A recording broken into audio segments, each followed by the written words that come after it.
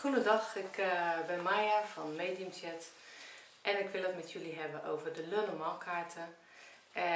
Lenormand kaart nummer 3, het schip. Daar ga ik mee beginnen. Zelf gebruik ik altijd Lenormand van Gilded Reverie, dat is deze. Alleen is het in het begin wel moeilijk om daarmee te gaan werken, omdat het iets minder eenvoudig is.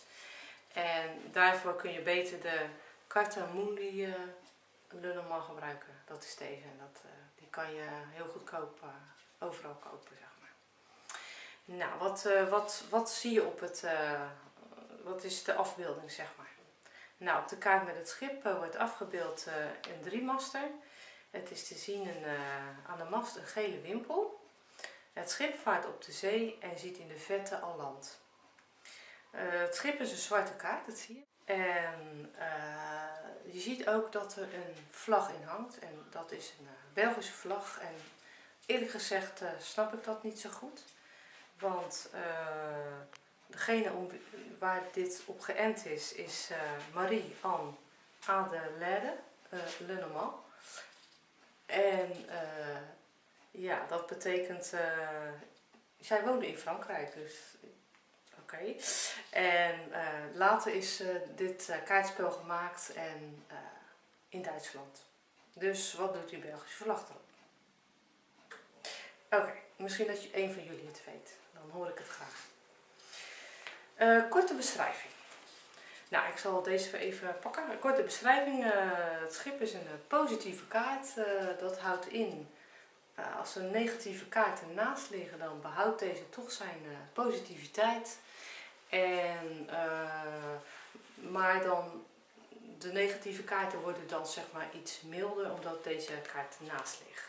Ik ben niet zo van positief en negatief, maar in dit geval is het duidelijker, want dan kan ik dat aan jullie uitleggen hoe het werkt. Waar staat de kaart voor? Nou, de kaart staat voor omwentelingen in je leven. Zoals je op een gegeven moment denkt van ik wil iets anders, ik vind het niet meer leuk hoe mijn leven eruit ziet. Daar ben je dan misschien al mee bezig om dat te veranderen.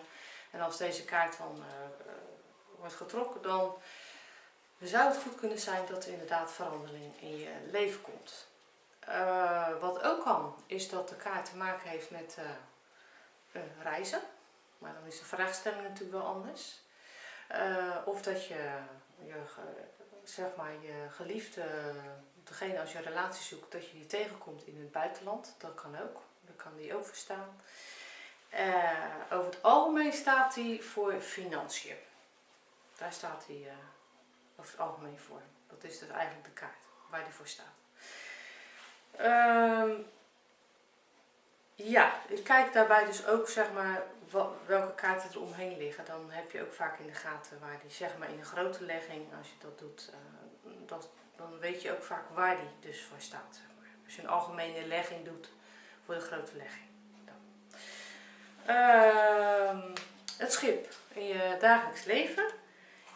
Is je energie in balans of juist niet? Dat is natuurlijk belangrijk om te weten. Dus als je deze trekt, dan kan het zijn dat je energie nog niet zo in balans is. Dus dat je daaraan kan werken.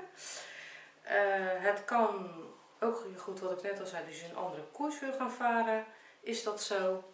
Dan is de kans zeker groot dat deze zal gaan plaatsvinden.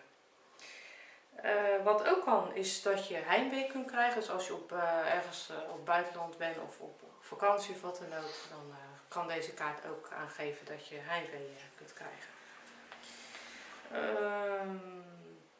En verder staat deze kaart nog voor een afsluiten van een goede zakelijke overeenkomst.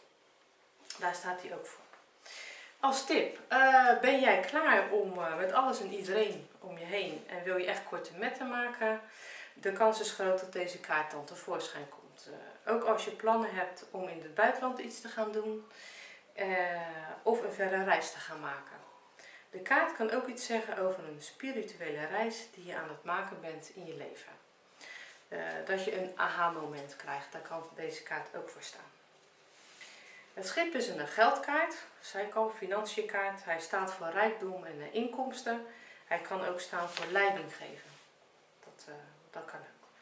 De kaart staat voor doelgerichtheid en weten wat je wilt. Persoonlijkheidskenmerken.